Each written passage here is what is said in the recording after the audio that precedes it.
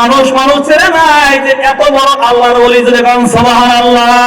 আমার বন্ধুরে ওখান থেকে মসজিদের সম্মুখে ছিল একটা হোটেল, কি ছিল কথা কেন পান না, কি ছিল আপনাদের, কি ছিল আরো জোরে কি ছিল, হোটেল।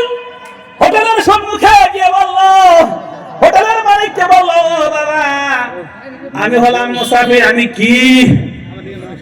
আমি কি মুসাফির বাবা গো, আজকে একটা রাত তোমার নিকটে আমি থাকতে চাই। তোমার আইসাল পারে কি পারে চুলার পারে বসে বসে আমি হাদিস পড়ব, আমি আল্লাহকে ডাকবো, তুমি কি থাকবার দিবে? কয় আলহামদুলিল্লাহ। কি কয় গো? আলহামদুলিল্লাহ হুজুর, আমার কোনো আফিত্ব নাই। সুবহানাল্লাহ। আমার বন্ধুগণ, রাত হয়ে গেছে।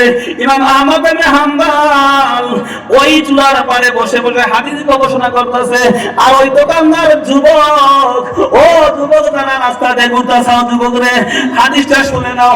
আমার বন্ধু রে, ওই যুবক রুটি বাজে আর কয় আস্তাগফিরুল্লাহ। কি কয়? রুটি বাজার কি কয়? রুটি গোল করার রাস্তা খোলা মানুষের সম্মুখে দেয় রাস্তা খোলা। এবার ইমাম আহমদ বলে, ও যুবক রে, তুই কি করস? খারে মনে মনে তুই কি বলস?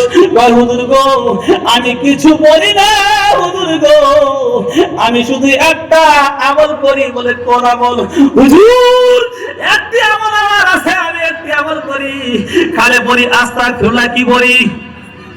কথা কয় না, কি করি? আস্তাগফিরুল্লাহ পরে কি পাইছাও? হুজুর গো, এরকম আমার মনের মধ্যে কোনো চাওয়া পাওয়া নাই, আমি যা আল্লাহর কাছে চাইছি হুজুর গো সমস্ত কিছু আমি আমার আল্লাহর কাছে পাইছি। জোরে গান সুবহানাল্লাহ। আরো চিৎকার দিয়া বলা যাবে কি সুবহানাল্লাহ? সমস্ত কিছু আমি আল্লাহর কাছে পাইছি হুজুর গো, আমার একটা দোয়া কবুল হয় নাই। বলে কোন দোয়া? হুজুর গো, এই জামানার একজন বিশাল বড় আল্লাহর ওলি, তার নাম হলো ইমাম আহমদ ইবনে হাম্বল। আল্লাহর কাছে আমি দোয়া করি, আল্লাহ ইমাম আহমদ ইবনে হাম্বলকে তুমি আমার সাথে দেখা করে। বলে সুবহানাল্লাহ।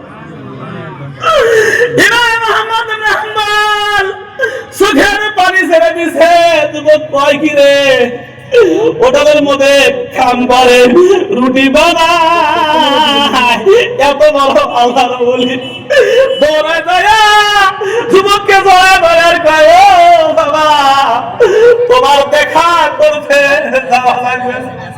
ইমাম আহমদ ইবনে হাম্বল তোমার নিকটে চলে আসেন। ধরে গান সুবহানাল্লাহ। আরো চিৎকার দিয়া বলা যাবে কি সুবহানাল্লাহ? ও যুবক, এত বিশাল বড় একজন আমাদের দেওয়ালে গুলি মাদ্রাসায়, আজকে আমরা রাস্তা দিয়ে গুলি কথা বলে ঠিক কি না? ও বন্ধুগণ, ওই ইমাম আহমদ ইবনে হাম্বলকে ইমাম শাফি তার